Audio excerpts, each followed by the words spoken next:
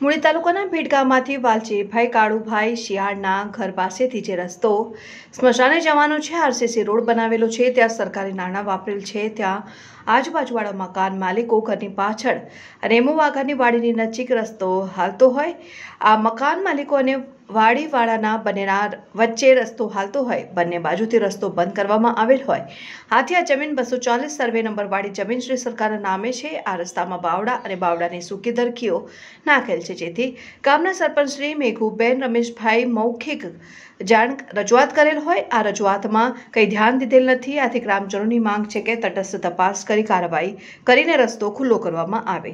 Reporter ગીધાભાઈ ગામ છે। આ ભેટ ગામમાં વાલજીભાઈ કાળુભાઈના ઘરથી આ રસ્તો શમશાન જાય છે અને અહીંયા આરસીસી પણ બનાવેલો છે। તો આ મકાન માલિકો આ વાડીવાળા બેના બાવળા આજુબાજુથી રસ્તો હાવ બંધ કરેલ છે।